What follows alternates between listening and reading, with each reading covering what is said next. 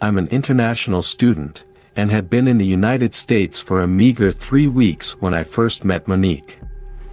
My first encounter with her and her very large family was indeed memorable.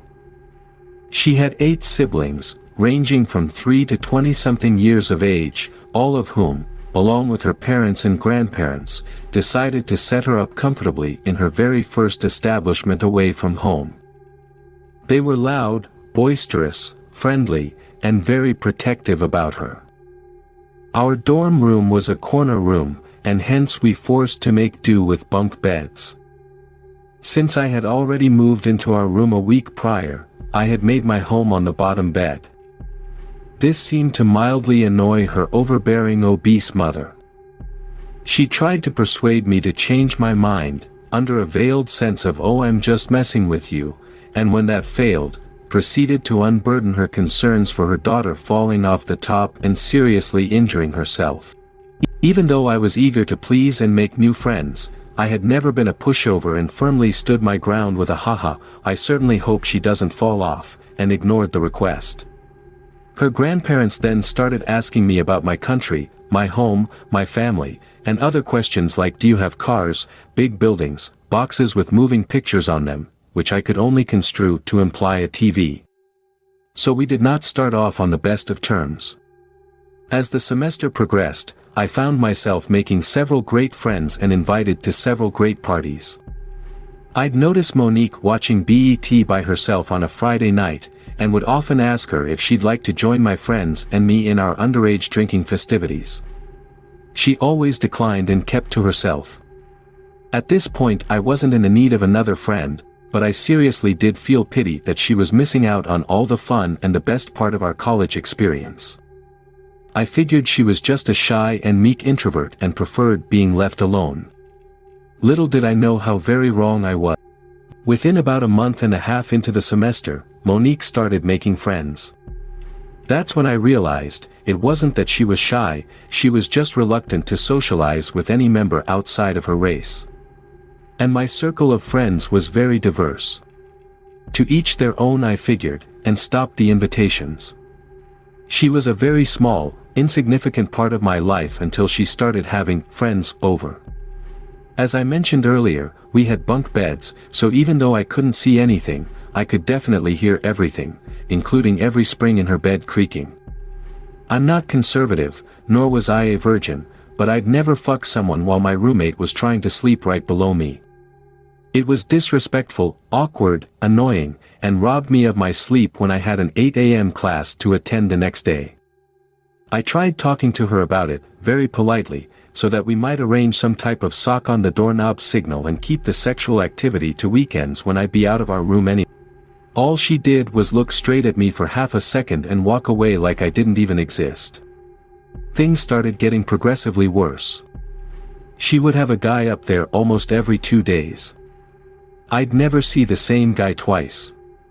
She'd come into our room, stumbling with her boy, drunk and high at 3 a.m., giggling and chuckling while they noisily climbed onto their bed, and then moan and sigh while they fucked for hours. There was once when she came in with 2 boys. I had just finished studying for my midterm and was about to catch a quick nap, when the 3 of them jump in there and start fooling around.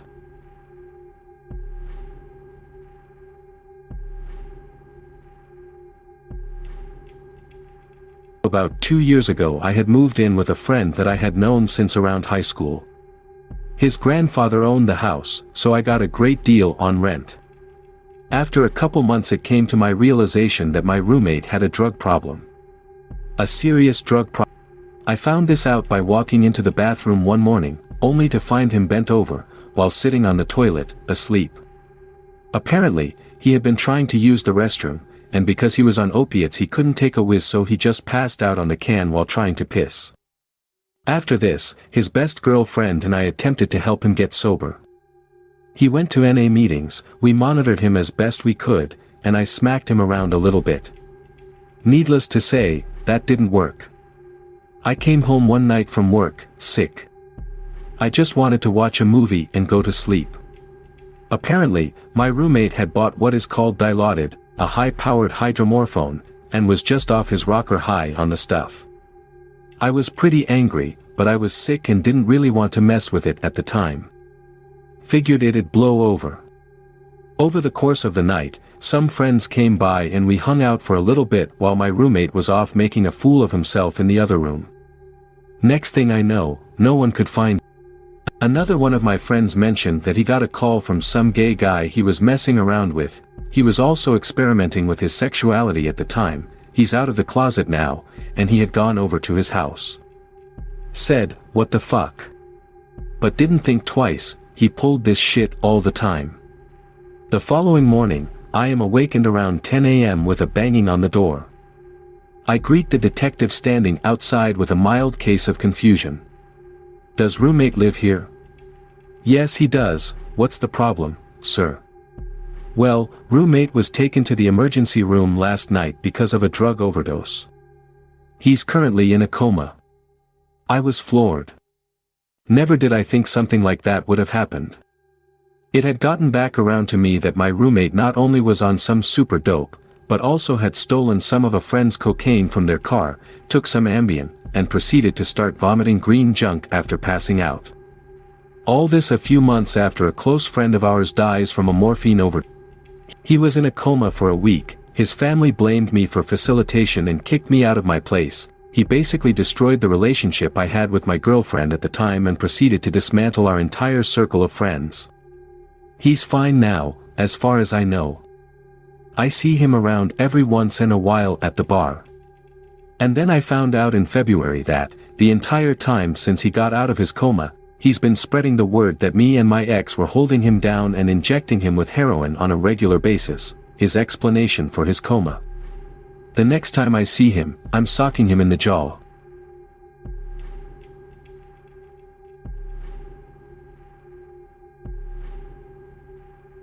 Story 3. I still remember the day 17-year-old me walked into the dorm room that would be my home for the next 6 months. I was secretly hoping, as everyone else did, that my first college roommate would be. Maybe we'd hit it off from the get-go, maybe it would turn out that we listened to the same music, or were both ecstatic at the thought of skateboarding through the treacherous slopes of downtown San Francisco, or maybe we shared the same ambition of rising through the writhing, hormone-fueled ranks of the freshman student body to become gods among college kids.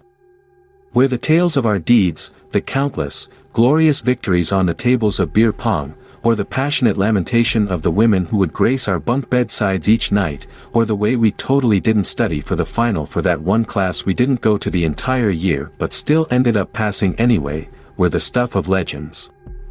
Maybe, just maybe, he would be cool. He turned out to be this big pimply fat kid with one arm who never showered, brushed his teeth, or went to class. He would just sit at his desk on his side of the room and eat. Needless to say, he left quite a mess and the smell was atrocious. He did only have one arm though, the other was malformed at birth and non-functional, so I did my best to be accommodating, but since he never left the room except to get more food, I only ever really had to help him with grocery bags. I tried to clean up after him at first but gave up, stuck to my own side of the room. He was openly gay as well, which I didn't have a problem with. I did think it was kind of weird that he would watch porn while I was in the room, though. But I did start getting creeped out when I would catch him just staring at me. Our desks were at an angle because of the strange shape of the room, so that if I looked out of the corner of my eye I could see him. It was obvious because he would turn his entire body to face me, not just his head. Every time I noticed him doing that, I'd turn around and ask, "What's up?" to receive a curt, "Nothing." There'd be awkward silence for a few seconds, then I'd turn back to my laptop. But out of the corner of my eye I could still see him staring, burning holes into the back of my head. I felt bad for the kid and finally coaxed him out to have lunch with me at this awesome Asian restaurant I found on Market Street. I'm not sure if that was a good idea, because I think he started crushing on me afterwards. I wasn't sure how to deal with that, so I never tried to get him out of the room again. I did scold him for not going to class all the time, but to no avail. Then one day he comes home and I smell the distinct, nose-wrinkling aroma of human fucking shit. And it wasn't just one of those whiffs you catch when you walk through a shitty, part of town. It was full-blown unprotected unlubed anal nose rape. His explanation was, and I quote, "I was at the record store and I really had to go. They didn't have a bathroom, so I just went in my pants." As I'm trying to recover from speechlessness, he ducks into the bathroom. While he's in there, I didn't hear the shower or, sweet zombie Jesus, even the faucet run at all. When he comes out, the only evidence I could see of an even attempt to clean himself was the empty toilet paper dispenser and the pile of crumpled sheets in the He had essentially just wiped himself off with the entire roll. And he was wearing the same pants. When I tried to confront him about this, he simply replied, "Well, I took off my boxers, but my pants are still pretty okay." He then takes his soiled-ass boxers and puts them inside the laundry hamper. I don't know about you guys, but if I ever shit myself to the extent this boy did, I would throw away everything I wore that day. So for whatever reason, he goes out again, and I spend the next hour cleaning the bathroom. The toilet and the seat were pockmarked with shit yogurt and skid marks, and trying to rid the room of the ungodly stench. Opening the windows seemed to do little to help. If you purchase stock in air fresheners in September 2006, you are a smarter man than I. The room was so thick with Febreze that I probably contaminated my sperm. And I could still So the hour passes, and just as I feel like it's almost gone, he comes home and the air replenishes itself with poop aroma.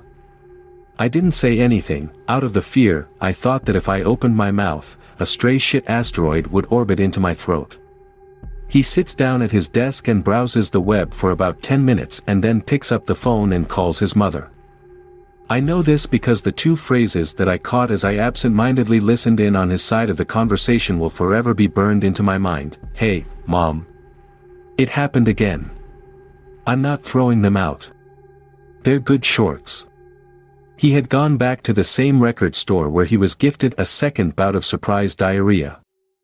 And this time he hadn't even bothered going to the bathroom first upon arriving home. It was like he had given up, as if he was succumbing to the fate of everlasting incontinence, and that any effort to stem the chunky brown flow would be futile. The day after the shitstorm, our toilet backed up and flooded murky water about a half-inch deep in our bath. I panicked and called to my roommate, asking him for help. He simply looked up and replied, "I dunno, that's your problem, not mine." That's pretty much when I snapped. I like to think I was fairly patient with him despite how uncomfortable I was living there, but his retort just screamed rudeness and indifference towards me, and my patience wore out. I eventually solved the water crisis in the bathroom. An RA gave me a vacuum cleaner and told me to vacuum up the water. I didn't do this. It sounded fucking stupid. I ended up finding a mop and bucket in the laundry room. I then took my roommate's towel and dipped it into the filthy concoction of toilet and mop water, did the same with his toothbrush. I also mixed my shit potion into his soap and shampoo bottles. I was grinning for a full minute at my horrendous vengeance when I remembered that he never showered or brushed his teeth.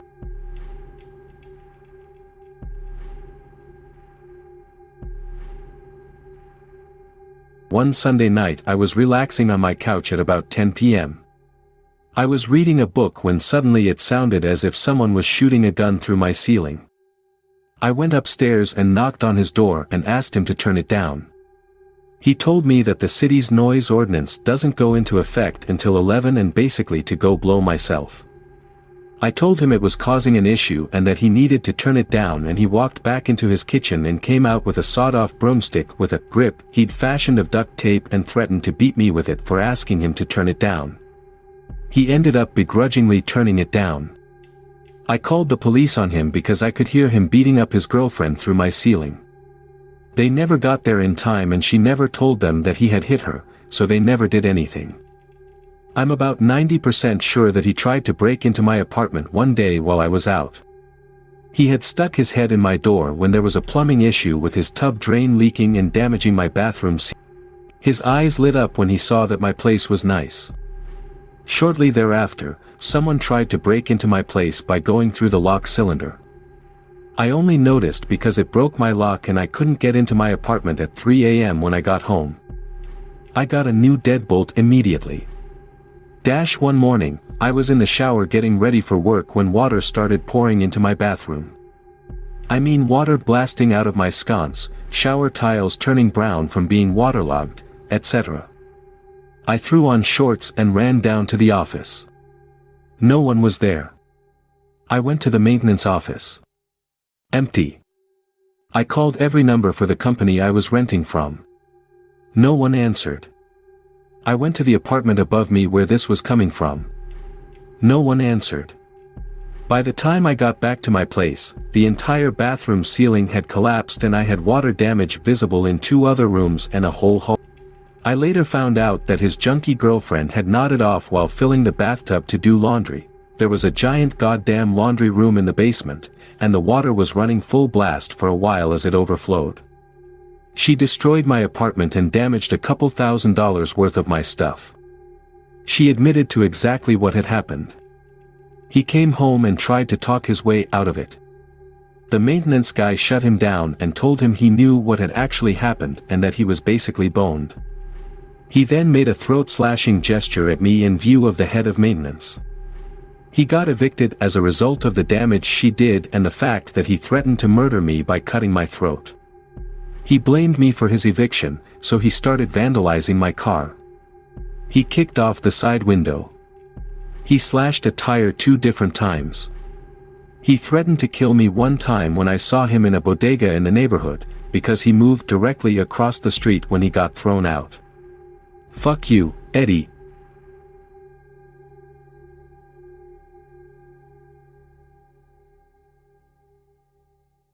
In 2005, my wife, Susan, and I and another couple decided on a Scandinavian driving trip vacation.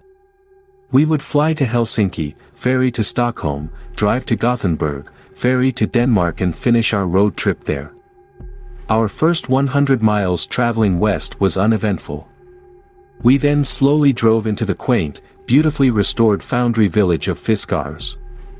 I parked the car on the top of a small embankment. We toured the town for about an hour, then it was time to be on our way. I started up the car, stepping down on what I thought was the brake, but it was really the clutch. The car would not stop, and slowly we began to go over the embankment. Our spouses screamed, and my friend grabbed for the car ceiling, hoping to control his fall. I expected the car to tumble front first onto its roof. Suddenly, the car stopped, the 2 front wheels in midair.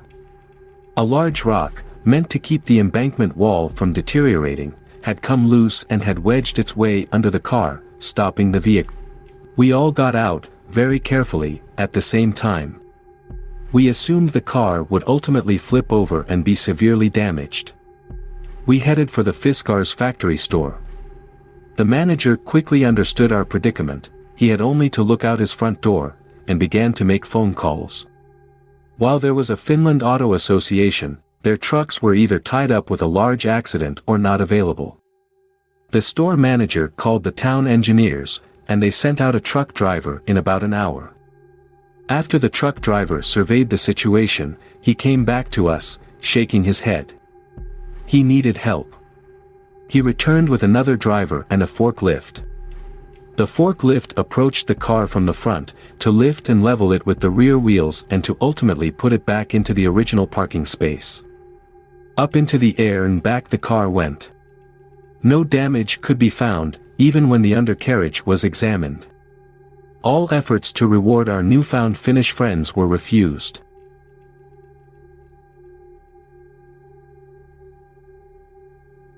We were sitting in a car the entire night, literally scared near international border. It was September 2017, 3 of my friends, 2 guys and a girl, and I had taken a trip during our MBA.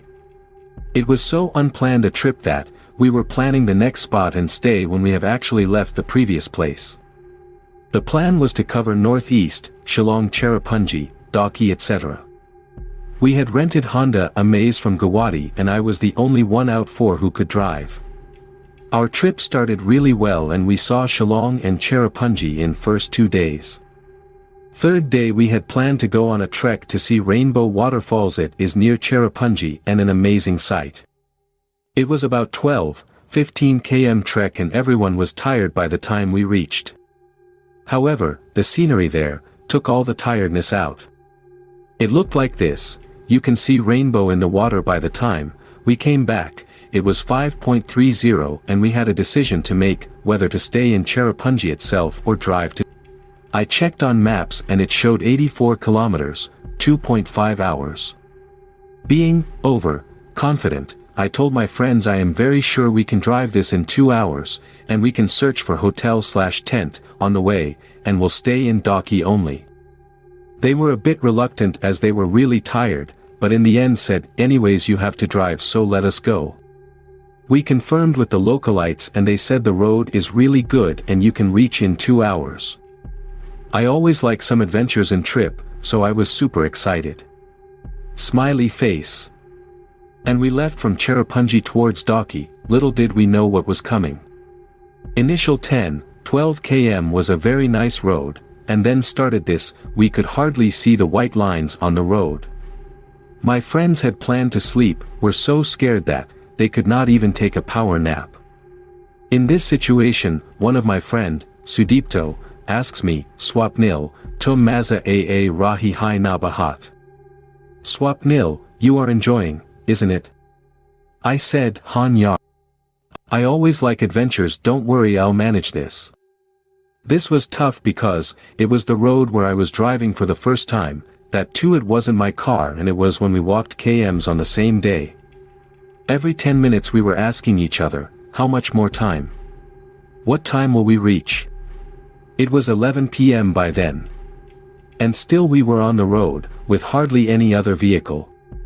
Suddenly my friend Kushbu shouted, it's already 11.30, kitni baya pahachenj?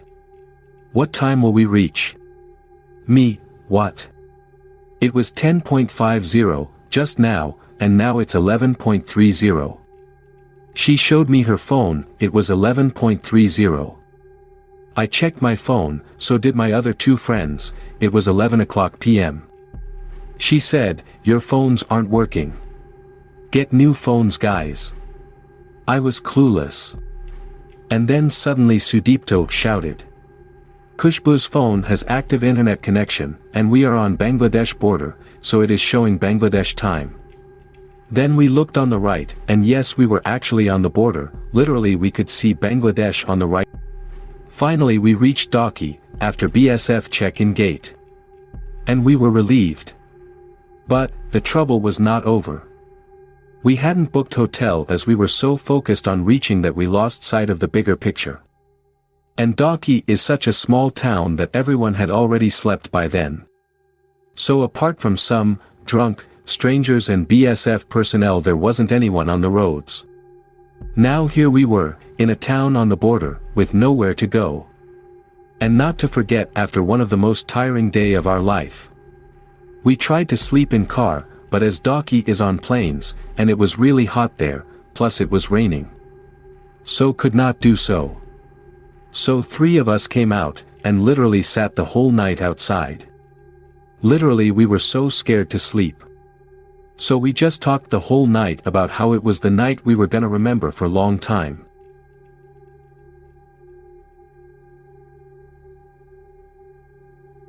Not that much unsettling, but it is eerie. It was my last year in university. I decided to hitchhike by myself in Turkey from Cappadocia to see my brother in the capital Ankara. First car I get in was going to another city, so they dropped me on the turnout after 100 kilometers. I get off and waited for another car going on my direction. Then a truck driver get me in. He was going to Ankara as well, but they have a driving hour limit. After 4.5 hours they have to take a break for at least 45 minutes, otherwise they get fined. When we were near the Salt Lake, I saw a strange man walking at the side of the road. He was a ragged, shabby man, he was in winter boots and he was wearing a blanket like a cloak in the June. He looked strange, I thought he was an Afghan refugee. After 20 minutes the driver told me that he had to take a break and entered to the parking lot of a gas station. I didn't want it to wait that long because it was almost an hour-long way left and he almost had to wait for another. So I told him I will try my chance when he was waiting. I get off and started hitchhiking again. After about 15 minutes, saw a man walking towards me. He looked like the man I saw before, but it couldn't be him. Because I saw him when we were driving at 90 km/h speed, we stopped after 20 minutes, which makes 30 kilometers, and I waited for 20 minutes more. So that would mean he walked 30 kilometers in 40 minutes or an hour at most. He was getting closer and I get goosebumps when I realized it was him. I wasn't sure if he knows Turkish, but I really wanted to ask him to find out how. He get closer, we looked at each other, he smiled and greeted me in a very fluent and distinguished Turkish. In that moment a truck stopped in front of me. I greeted the raggedy man back. I noticed the wheel was on the right. Driver told me to get in quick because he was blocking some part of the road. Raggedy man asked me where am I traveling to. I said, to Ankara, while I was taking my backpack on. Then I asked back, where are you going to? I was planning to ask the driver and then offer him to get in if he was going in that direction. I also worried if the driver wouldn't want to get him because he looked strange. But he looked, smiling, and said, just walking, and kept going. I said, have a good journey then. He waved me while I get in. I told the driver what happened. He said, he must be in sorrow. I still think about what happened to him and feeling a little guilty for not asking him if he needed a ride or anything. Maybe he was too embarrassed to ask, or maybe no one wanted to get him because of his look. I actually thought he was a kind of saint. He might be a swain or a shepherd living in that area, but no one could walk that distance in such time.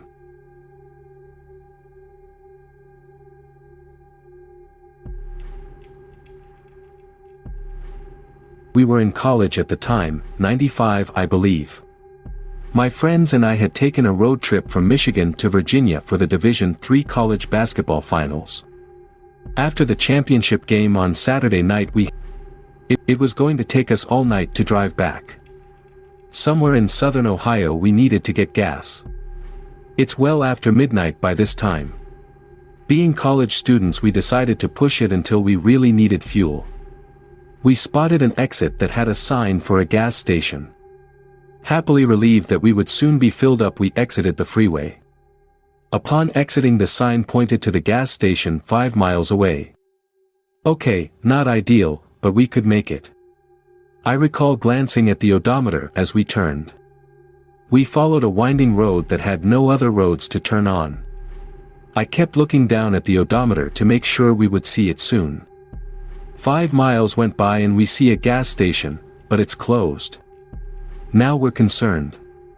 I've seen no houses, cars, or other roads, so if we run out of gas we're stuck. I pull out the atlas to see if there is any town nearby. Judging by where we exited, it looks there should be another town in 3 miles.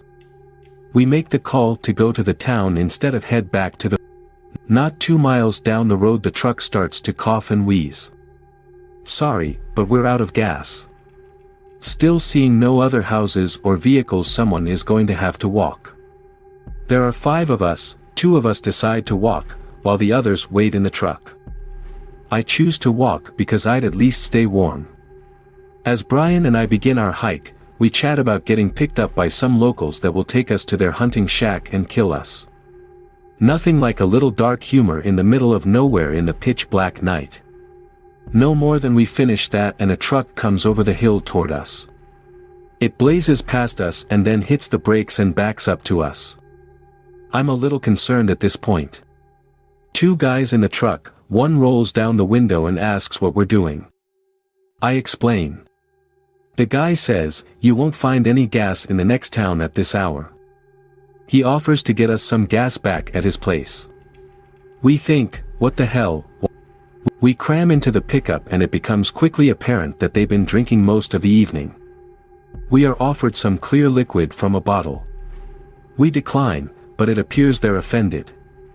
So I take a sip of something that tasted like pure gasoline. I'm barely able to keep it down. They laugh. One says, it's got a bit of a kick. I just finished it this morning.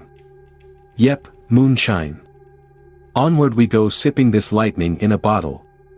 At this point in time, I've completely lost track of what time it is and where the hell we're at. He finds this 2-track road and turns off into the woods.